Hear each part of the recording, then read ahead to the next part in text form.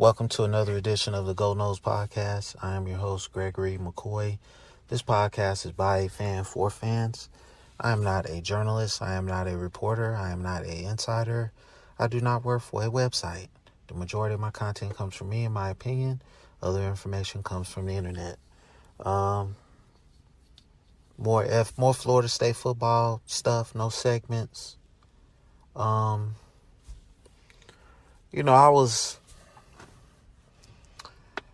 I was watching something on the internet, and it was saying that Devin Hester is not a first ballot Hall of Famer. I mean, the Pro Football Hall of Fame is a joke. I mean, it's just a joke. I think they purposely snub guys to stay in the news and to stay relevant. That's what I think. How was Shannon Sharp not a first ballot Hall of Famer? How was Terrell Owens not a first ballot Hall of Famer? How was Leroy Butler not a first ballot Hall of Famer? It's just crazy. Bryant Young, Florida State guy, San Francisco 49ers guy, two of my favorite teams. I mean, Devin Hester is not like one of my favorite players, but I follow his career, since he was at Miami. Tremendous talent. He changed the game. Devin Hester changed the game on special teams. And that in of itself should have got him into the Hall of Fame. The greatest kickoff and punt returner of all time doesn't get in on the first try. The Pro Football Hall of Fame is a joke. It really is. I don't know. I think you need to take the voting out of it. I think it just should be, if you meet a certain threshold of statistics, you should be first ballot. I don't think it should be based on Super Bowls. I don't think it should be based on, anything other than what you did on the field as far as statistics. That, to me, is the Hall of Fame. So, Dan Marino was a first ballot Hall of Famer. He never won a Super Bowl. So Super Bowl shouldn't factor in. And that's my rant on the Pro Football Hall of Fame.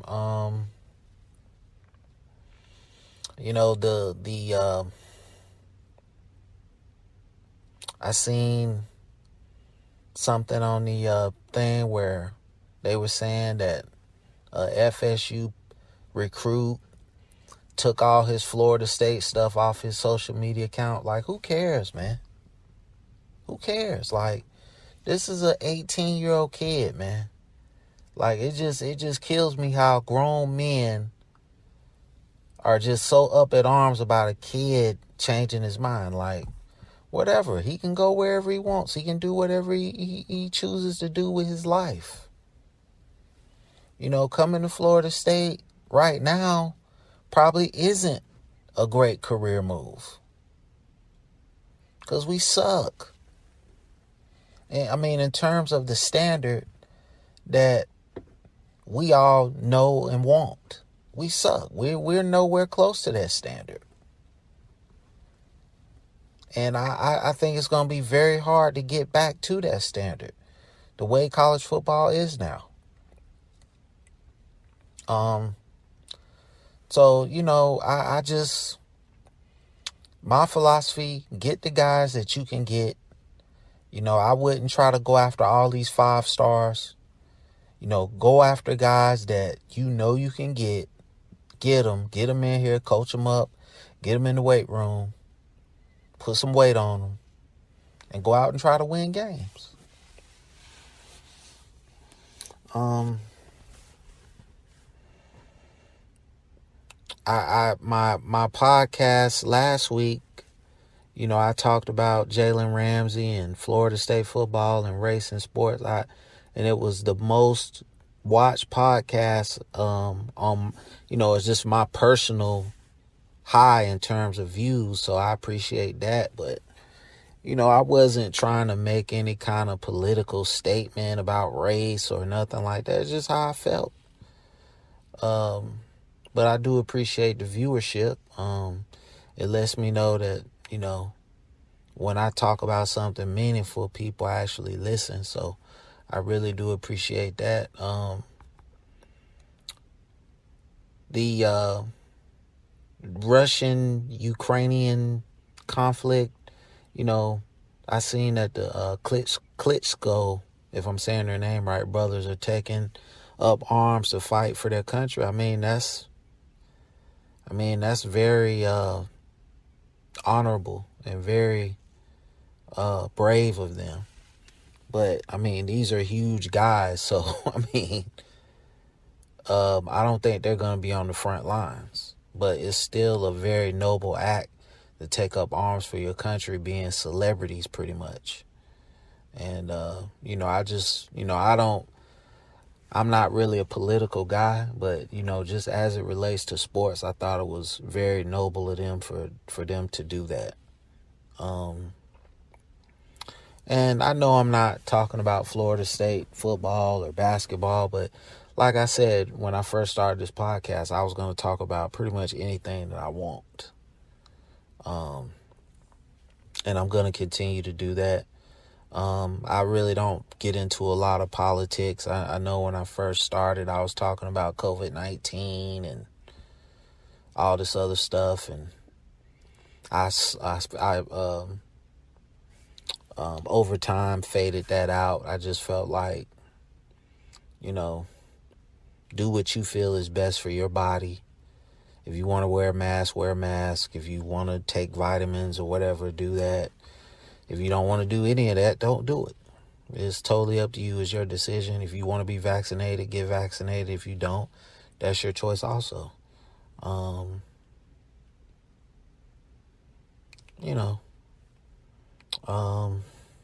Getting back on some Florida State stuff, man.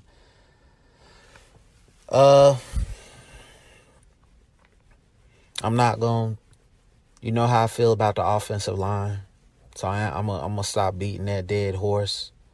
I think the one thing that really killed us was special teams. I think offensively we improved. Defensively, we improved tremendously on defense. Special teams, we took a step back. We took several steps back. And they're on every phase of special teams.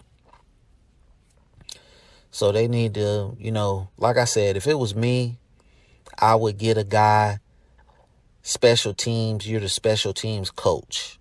I wouldn't have him be the special teams coach and then coach a position. That's just being cheap. Have a special teams coordinator. So all he focused on is special teams.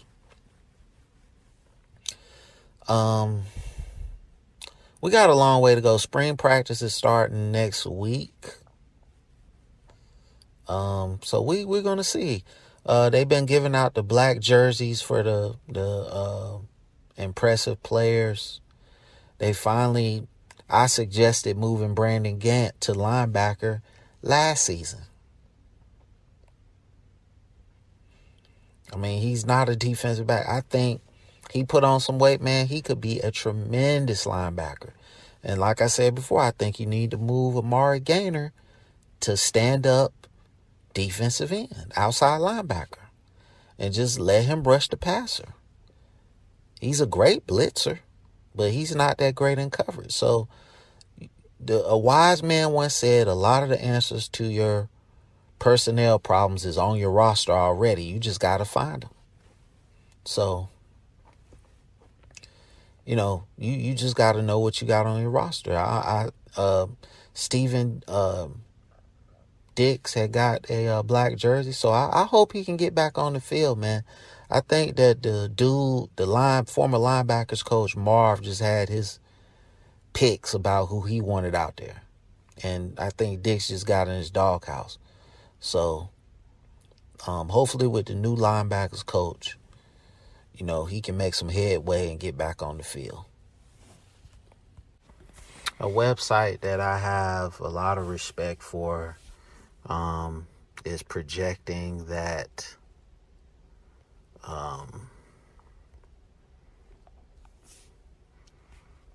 Darius Washington is going to be the starting right guard. And if you've been listening to this podcast for any amount of time, I projected him at guard. I didn't know right or left. I mean, it really doesn't matter. They got this dude, Bless Harris, as the starting right tackle. I like Lloyd Willis at right tackle, man. I just feel like you need to get something out of him.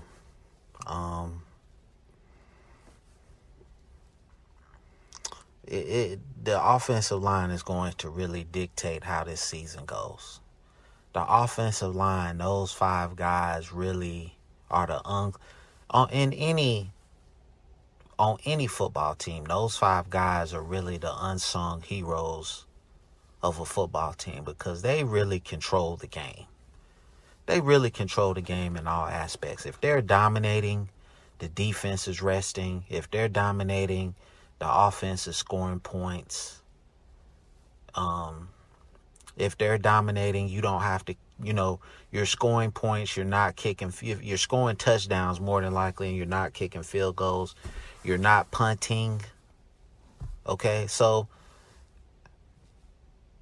it's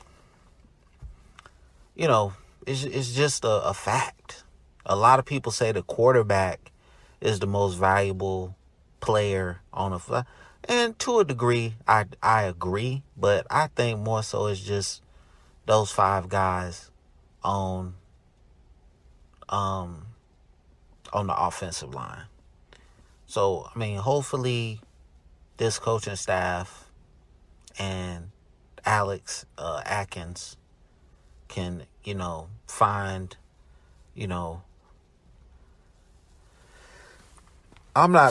find 5 solid guys, excuse me. I'm not really sold on Robert Scott.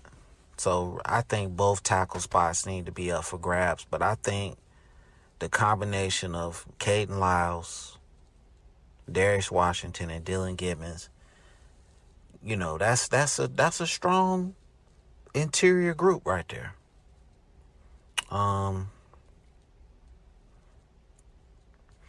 This website has Bless Harris as a starter at right tackle. I don't know anything about Bless Harris to really comment on the dude. So I know he comes from a FCS program, and that's about it. I've never seen 1 second of any kind of tape on him, so I don't know nothing about him. On defense, all your starters are pretty much the same, with the exception of Verse, Briggs, Bethune, and that's it. Everything else is pretty much the same. I kind of watched some Amari Gaynor highlights today, and he's a good tackler, but he's not really great in coverage. He was beat a lot in coverage. He would have to put on another 25 pounds.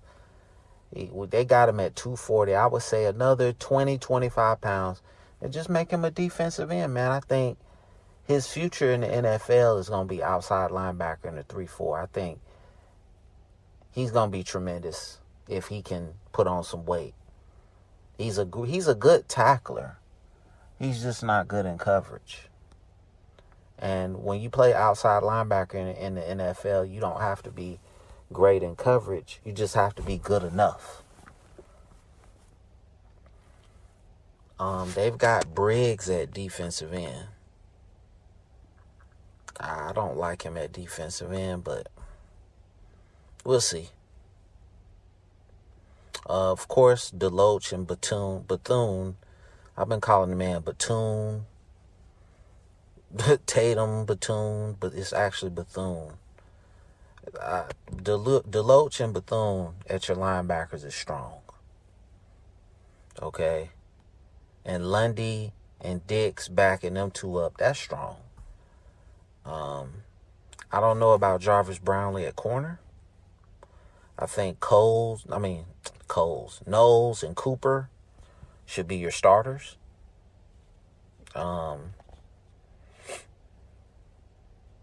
Your strong, one of your safeties is going to be Jamie Robinson. I would put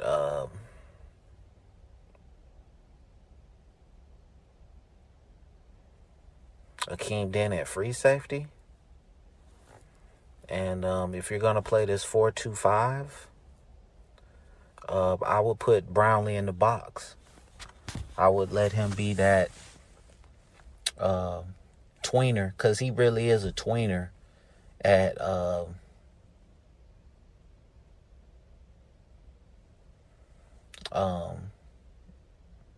to me, he's more of a strong safety than cornerback. But the 5 DBs that this website is projecting is Brownlee, Robinson, Dent, Cooper, and Knowles. But they have Knowles at nickelback. I will put Knowles as the corner, and I will put Deloach as nickelback. But basically, I would Brownlee isn't afraid to come up and tackle, so I would let him be that tweener, that rover, whatever you want to call it, the hybrid, safety / corner, whatever. I don't think his skill set suits to cover the outside or whatever. And then obviously in passing situations, you don't want him to get matched up against an elite slot guy, because his skill set is not that great as far as coverage. Good tackler, long arms, not really good in one-on-one coverage. Fitzgerald, the kicker, needs work. Mastromano, the punter, he's actually pretty good. The return game, we know the trials and tribulations of the return game. And I know every week I give like a summary on the team, but I just, I like to come at you from different angles and just, say how I'm feeling about the team from week to week. I like these projections. I don't think Tate Rodemaker is going to be the second string quarterback. I think A.J. Duffy is just a matter of time.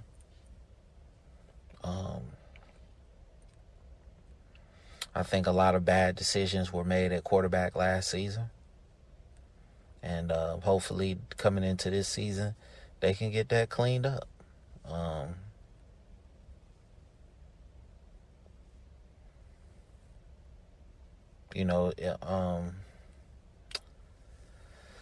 They got this dude, Winston Wright from West Virginia at the other slot. I thought Micah Pittman and Deuce Spann. I like I said, you gotta give Norvell credit for every loss that he took as far as recruiting in this cycle. He made up for it in the transfer portal. So when credit is due, I give it. And you got to give this man credit.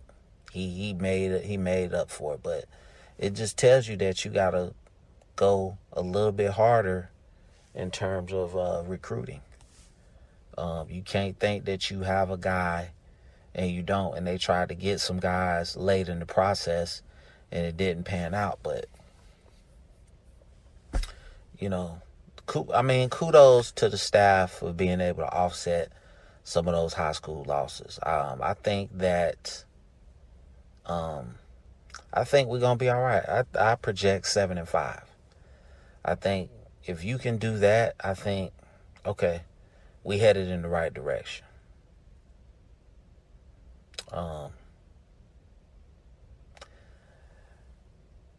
Just better in-game decisions. If a guy is not working out in the game, take him out the game, put another guy in there. I think, certain guys were not making plays and were getting beat and costing his team, and the coaching staff stuck with him. I mean, you got to know when to cut bait and give another guy another chance. With that being said, thank you for listening. I appreciate the support, especially on the last episode, the most watched or listened to episode on YouTube. So I definitely appreciate that. Not really doing this to try to be famous or to try to get rich. If it happens, great. I just do it because I love the game. I love football. And I love Florida State, San Francisco, Miami Heat, Atlanta Braves. Those are my teams. And, it's just something that I'm passionate about. So I appreciate those who take time out of their schedule, their life to listen. And as always, podcasts available on YouTube. It's available on all podcast platforms. Rate, review, subscribe. Thank you for your support. And as always, go Noles.